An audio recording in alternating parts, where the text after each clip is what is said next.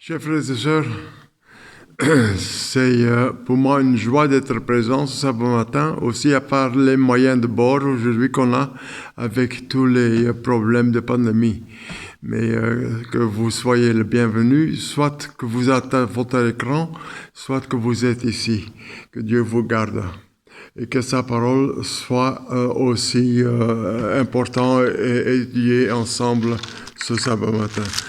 Pour commencer, je voudrais commencer avec la parabole que vous trouvez à Matthieu chapitre 13. Par rapport à Matthieu 13, du 1er jusqu'au 23 versets, vous avez la parabole que Jésus raconte à ces gens-là qui concernent les terres. Il y a premièrement la semence qui est tombée sur le long des chemins. Il y a la semence qui est tombée dans le sol pierreux. Il y a la semence qui est tombée sur les épines. Et là, que pierreux et épines, vous devez bien faire attention parce qu'il y a marqué tribulation et épines et persécution. Une persécution, c'est quoi? C'est pas toujours une persécution avec le sentiment d'avoir le mal ou qu'on vous fait du mal. Hein? Mais la persécution, c'est souvent mettre quelqu'un sous pression. Et dans la vie chrétienne, on peut être mis sous pression par les amis ou par la famille. Hein? Et ça peut aussi être une persécution. Et la parole dans les épines, alors vous lisez, les soucis sont les soucis du siècle et la séduction des richesses. Ah oui. Ça, c'est difficile aussi, là. Les soucis du siècle. Il y a beaucoup de nous qui ont des soucis constants dans la journée, dans la vie. Soit les soucis sur le travail, soit les soucis dans la famille. Et il y a aussi la séduction du travail. On aime tellement garder ses sous et on investit peu dans l'œuvre de Dieu. Vous savez, il était une fois un très riche, et il avait l'idée, il disait à sa femme, quand je meurs, tu vas tout mettre dans mon cercueil. Tout doit être dans le cercueil. Il avait dit ça à tout le monde, et maintenant, le jour, il vient qu'il meure aussi. Et les gens se posent la question, est-ce qu'il a vraiment mis ça dans son cercueil? Tu as mis ça dans son cercueil, ce qu'il a demandé? Et vous savez, la femme a dit oui. Ah, les gens disent, mais tu es fou, non? Non, pas tellement, elle a dit. Mais je l'ai mis sous forme d'un chèque. Alors, vous voyez, on ne peut rien amener. Il faut tout laisser ici. Mais Jésus parle ici de la séduction des richesses. C'est une séduction parce qu'on ne sait pas ce qu'il y a passé avec mon argent et ce qui se passe après avec mon argent. Mais après, à partir du verset 24, il y a la parabole négligée. Chapitre 13, 24 jusqu'à 29. Et nous allons le lire ensemble pour qu'on comprenne cette parabole négligée. Pourquoi je dis négligée? Parce que très peu vous trouvez encore des sermons à ce sujet-là. Rarement on a entendu parler de cette parabole de ce verset 24. On entend et on connaît la parabole des différentes terres, mais est-ce qu'on connaît aussi la parabole que Jésus raconte en versets 24 à 29? Nous allons le lire ensemble. Il leur proposa une autre parabole et il dit, le royaume des cieux est semblable à un homme qui a semé une bonne semence dans ses champs. Mais pendant que les gens dormaient, son ennemi vint, sema de l'ivraie parmi le blé, et s'en alla. Lorsque l'herbe eut poussé et donné des fruits, l'ivraie parut aussi. Les serviteurs du maître de la maison vinrent lui dire, « Seigneur, n'as-tu pas semé une bonne semence dans ton champ? D'où vient donc qu'il y a de l'ivraie? Il leur répondit, c'est un ennemi qui a fait cela. Et les serviteurs lui dirent, veux-tu que nous allions à l'arracher? Non, dit-il, de peur qu'en arrachant l'ivraie, vous ne déracinez en même temps le blé. Laissez croître ensemble l'un et l'autre jusqu'à la moisson. Et à l'époque de la moisson, je dirai au moissonneur, arrachez d'abord l'ivraie et liez-le en gerbe pour la brûler, mais amassez le blé dans mon grenier. Voilà une parabole que Jésus donne lui-même 100% presque l'interprétation, que nous n'avons pas beaucoup à ajouter. Il dit, le royaume de Dieu est semblable à un homme. Dieu, il sème dans sa terre la bonne semence du parole. Et l'ennemi vient la nuit, vient lui semer de l'ivraie parmi cette bonne semence, parmi le blé. Pourquoi il fait cela? Eh bien, il faut pour bien comprendre, il faut se mettre dans le temps. Mais dans ce temps-là, l'économie du siècle ou du temps était un peu comme la parabole ici. Et je me rappelle qu'on avait encore à peu près les mêmes idées pendant le temps de 1950. Alors vous voyez le semeur qui allait semer la bonne semence ou la semence dans sa terre dans l'espoir de récolter avec le temps. Mais il y a du semence qui tombait sur le chemin, ça nous avons vu. Comme gamin, je vivais en grande partie de ma vie sur la campagne. Il y a la semence qui peut tomber dans le sol qui était moins bon, et il y a la semence qui tombait dans la bonne terre, qui portait une récolte de 30 à 60%. Ça, c'est bien. Mais dans le fond, ce n'est pas seulement semer, hein? C'est aussi récolter. Et semer, c'était dans un certain sens, c'était travailler pour la semence, jeter la semence, et travailler pour remporter la semence. C'était pas semer et récolter, mais c'était travailler les deux ensemble pour que le propriétaire pouvait avoir une bonne récolte.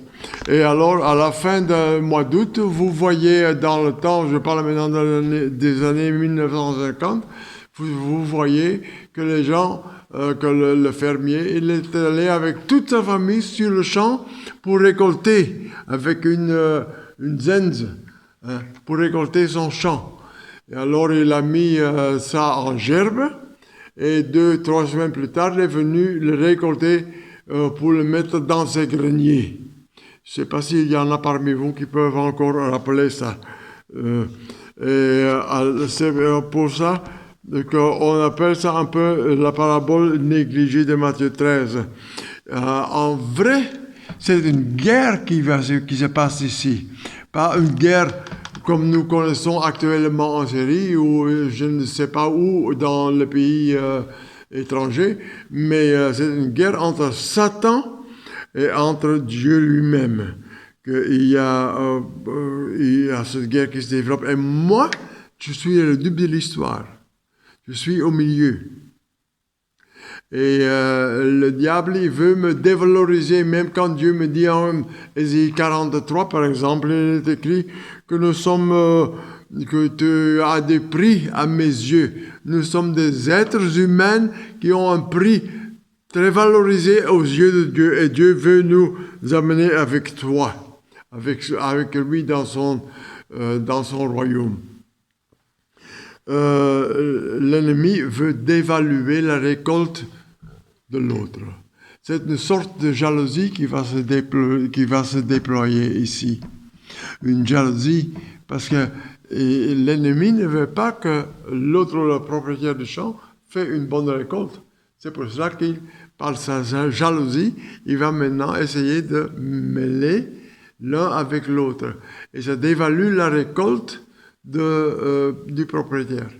il y a simplement, c'est pas livré directement ou les chardons qui sont ici semés, mais il y a le livret, et il y a un mot en grec qui est utilisé pour ça, c'est le zizanion. Et le zizanion, c'est une semence qui ressemble assez clair, surtout à son début, qui ressemble le blé. Et maintenant, les racines vont se mêler. Et quand vous enlevez l'un, il y a le risque aussi d'enlever l'autre. C'est pour ça que le prophète dit, laisse-les jusqu'à la fin. Et ce zizanion, on va le mettre en gerbe, ce sera brûlé, et l'autre, le bon semence, va être dans mes greniers. Vous voyez la différence ici. Et c'est ça ce qui est ici en jeu. Et vous êtes dans ce champ qui est le monde, de ce champ que Dieu a semé avec sa parole. Et la valeur que vous êtes dans les yeux de Dieu, je vous l'ai déjà dit, nous avons des prix aux yeux de Dieu. Vous avez tous des enfants. Et je commence simplement par dire, par la parole de Dieu et l'ADN de Dieu. Je pense que c'est comme ça qu'on dit ça en français, hein, l'ADN de Dieu. Hein. Et l'ADN, il y a des hommes qui vont se faire changer en femmes, ou des femmes qui vont se changer en hommes. Mais leur ADN reste le même, le sang reste le même, il n'y a pas de changement. Hein. Et maintenant, ici, l'ADN de Dieu ne change pas. La parole ne change pas. Et ça, nous devons bien comprendre. Ma fille est à moi. Son mari est là aussi, hein, elle est au milieu. Mais elle vient de moi. Et elle porte mon ADN. Et quand ma fille est en bonne santé, elle est à moi. Si ma fille est malade, ah bien, elle est ma fille qui est malade, mais elle est à moi. Quand ma fille est heureuse, il n'a rien à faire. Elle est toujours à moi, même quand elle est heureuse, parce que elle porte mon ADN, elle ne peut pas changer ça. Quand il est malheureux, ben c'est ma fille toujours, mais ma fille qui est malheureuse. Pourquoi? Parce qu'elle porte mon ADN. Vous voyez, l'ADN de la parole de Dieu reste la parole de Dieu, on ne peut pas la changer. Souvent on essaye, mais on n'arrive pas. Le blé reste du blé. Oh, j'ai encore oublié de vous raconter quelque chose sur la semence. Hein.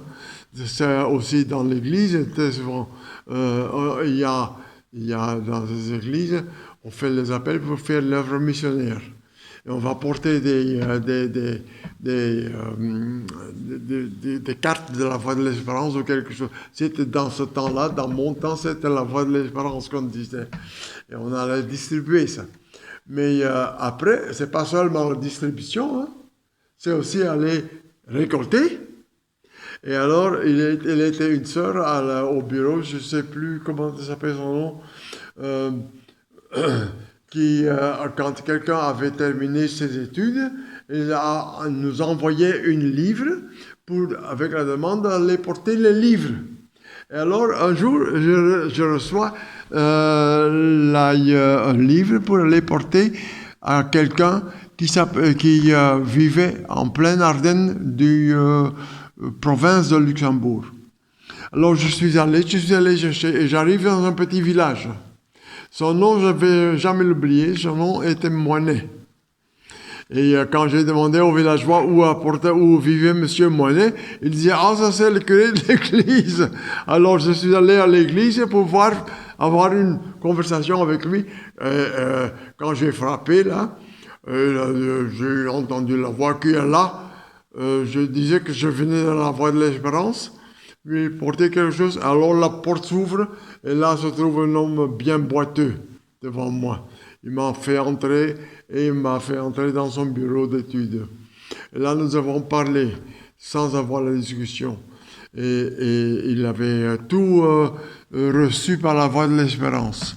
Il était si content de me connaître maintenant. Et régulièrement, je suis allé chez lui. Et un samedi après-midi, il m'avait demandé de faire le culte chez lui dans l'église. C'est une grande église romaine. Et c'était en plein hiver. Elle avait chauffé l'église. On n'avait pas froid. Et elle avait invité tous les gens du village à venir à l'église entendre le pasteur. Vous voyez, c'est ça la récolte. Si je n'allais pas aller avec la suite, c'était un livre, une voie perdue. Mais il faut semer. Il y a les uns qui ont semé, il y a les autres qui ont récolté. Semer et récolter. Je pense même que ce monsieur Monet a trouvé la carte de la Voie de l'Espérance au Luxembourg. Et c'est là une des premières choses que j'ai jamais perdues de mes oreilles, c'est qu'il a dit, vous n'êtes pas une secte, mais vous êtes bien l'Église du Christ dans le temps moderne d'aujourd'hui. Et alors, à un moment donné, je lui ai porté le livre du sabbat au dimanche qu'il a donné au Monseigneur Léonard dans le temps. Monseigneur Léonard venait de temps en temps en visite chez lui, qu'il lui a donné ce livre-là. Alors, le livre est arrivé dans les paroisses de la Belgique, grâce au travail de récolte que j'ai fait. Mes chers frères et sœurs, nous sommes trop souvent dans l'église, on a dit, après la distribution, on s'assoit. Non, l'œuvre est semée et récoltée. Et j'ai ça aussi encore une fois eu dans le Luxembourg avec un prêtre, où que je faisais le porte-à-porte, on m'envoyait chez le prêtre. Parce que lui ne voudrait pas baptiser leurs enfants, les enfants des gens. Et donc, quand je suis arrivé chez lui-là, ça c'était Joup. Et c'était à Saint-Nigerbert, je sais encore où c'était. Mais Joup m'a invité dans son bureau. Et là, je trouvais toute la Bible ouverte en grec et en hébreu. Il était en train d'étudier. Et il me disait qu'il ne peut pas baptiser les enfants, ce n'est pas dans la Bible, c'est beaucoup plus tard. Il avait des problèmes. Plus tard, M. de Joup est allé dans une maison de retraite.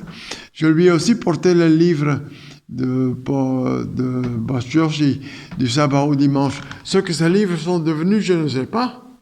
Mais on a semé et on a récolté. Et c'est ça le travail que nous avons à faire. On sème et on récolte. Ça ne suffit pas de donner une carte de la Voie de l'Espérance, mais il faut aussi récolter les fruits de mon travail de récolte que j'ai fait. Et la parole de Dieu ne change pas. C'est comme votre fille, comme votre fils. Hein. Il porte toujours, n'importe dans quelle situation, il porte toujours votre ADN. Dieu porte toujours son ADN de sa parole. Et il y a un danger qu'on va mélanger la parole de Dieu avec les isanions, avec ceux qui étaient étranges aux paroles de Dieu. Et les isanions, c'est une sorte de... Oui, ça semble comme ça, comme la vraie parole, mais ce n'est pas la vraie parole. Isanions récentes, isanions d'aujourd'hui. Qu'est-ce que j'ai pas... Oui. Les isanions donnent un autre danger en soi. Les isanions, ces racines vont se mêler avec les racines du blé. Et ils vont saper la bonne terre. Hein. Et le blé ne va pas pousser comme il faut. Alors, il va saper ce qui est bon pour le blé, il va l'utiliser elle-même. Et le sol va être diminué de la récolte. Il y a l'érosion aussi qui va jouer un rôle. Et il y a le grand danger dans l'Église, l'érosion des sols de la parole de Dieu que nous essayons de semer aux autres. Et effectivement, nous sommes là au milieu. Et c'est une guerre entre Dieu et entre Satan, dans laquelle nous ne sommes pas directement l'ennemi. L'ennemi est Dieu. Et Satan nous utilise pour nous dévaluer. Vous savez, une des raisons pour nous dévaluer, c'est simple, hein, c'est que de faire croire aux gens, et ça, vous avez ça dans le monde entier, de faire croire aux gens que nous sommes maintenant le produit de l'évolution et que nous sommes un produit du hasard, que nous venons du singe. Ça, c'est une façon de vouloir dévaluer les gens, là. Quel livre a été, maintenant la question, quel zizanion a été planté dans notre vie? Ça, c'est vous de voir.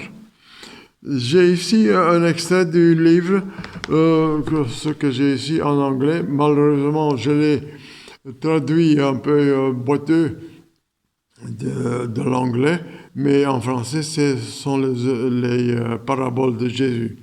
Et ça a été écrit par Madame White. Et qu'est-ce qu'elle dit ici? Elle dit, le livret représente ceux qui sont le fruit ou la personnalisation de l'erreur ou faux principe. En amenant dans l'Église ceux qui portent le nom du Christ pendant qu'ils nient son caractère, les méchants sont la cause que Dieu est déshonoré. L'œuvre du salut est mal représentée et des âmes sont mises en péril. Alors, nous devons faire attention. Est-ce qu'on a, ici, on pouvait encore notre sermon sur le Christ, sur la grâce que Jésus nous donne.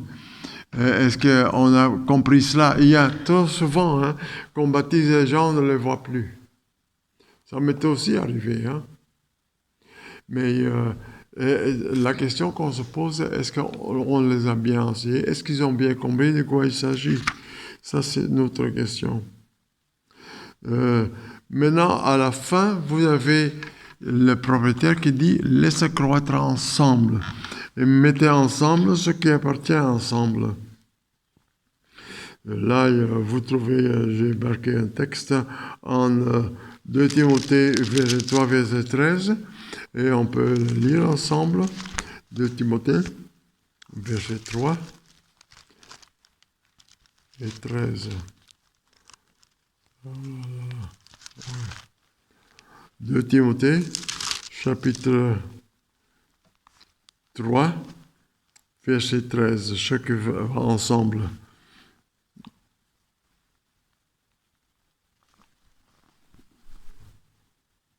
Il dit là le suivant.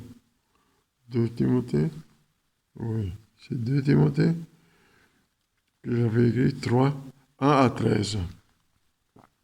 Sache que dans les derniers jours, il y aura des temps difficiles, car les hommes seront égoïstes, amis de l'argent, fanfarons, hautains, blasphémateurs, rebelles de leurs parents, ingrats, irréligieux, insensibles, déloyaux, calomniateurs, intempérants, cruels, ennemis des gens du bien, traîtres, emportés d'orgueil, aimant le plaisir plus que Dieu, ayant l'apparence de la pitié, mais reniant celui qui en fait la force.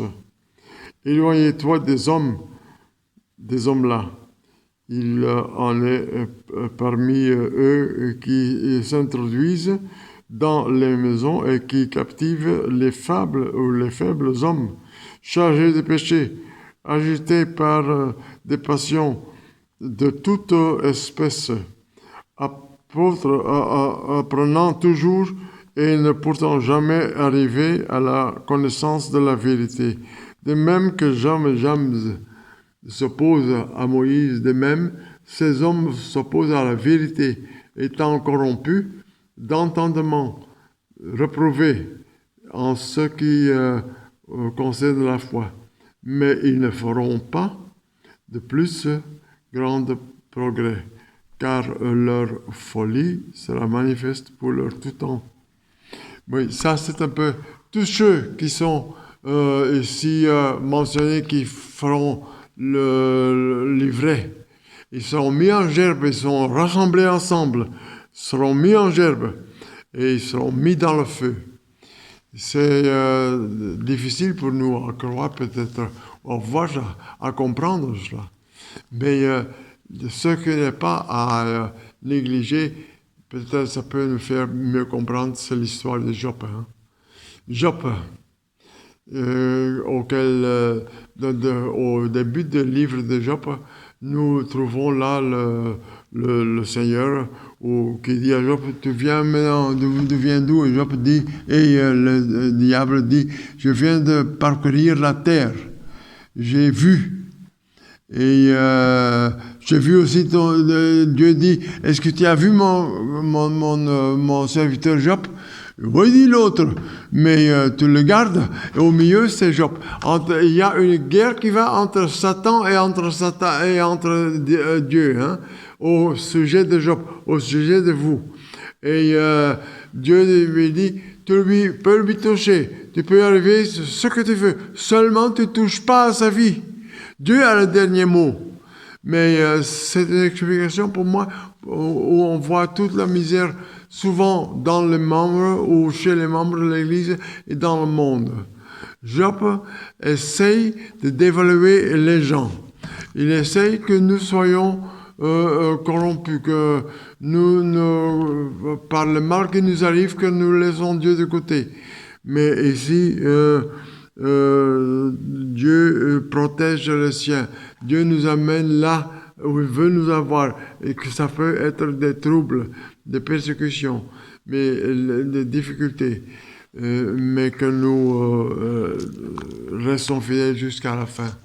L'ennemi de Satan, dans un certain sens, c'est pas vous. L'ennemi de Satan, c'est Dieu. Et c'est pour ça qu'il essaye d'attaquer Dieu par moi qui suis au milieu. Mais Dieu me protège. Et il voit jusqu'à où je peux aller. Que le Seigneur vous bénisse et qu'il vous garde. C'est ma prière ce matin. Amen.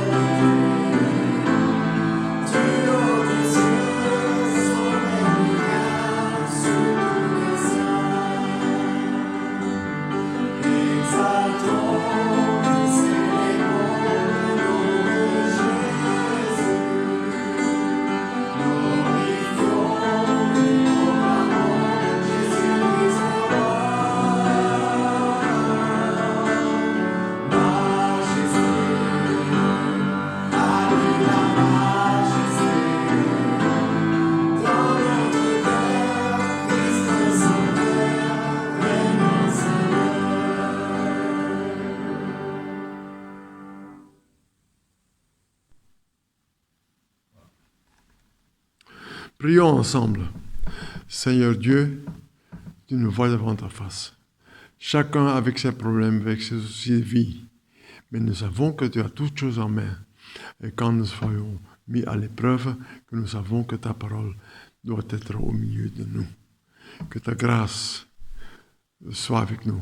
Que ta grâce nous remplisse. Et que tu vas avec nous tous les jours de nouveau. Et que tu aies la force nécessaire pour résister à ce temps, aux tentations. Sois avec nous, Seigneur. Bénis chaque membre d'ici présent. Chaque membre a ses problèmes, ses misères de la vie de tous les jours. Mais que tu peux être avec nous. Et que nous restons avec toi. Pas seulement toi qui restes avec nous. Mais bénis-nous. Sois avec nous. Et bénis cette Église. Qu'elle puisse croître à la gloire. C'est notre prière ce matin, en ton nom. Amen. C'était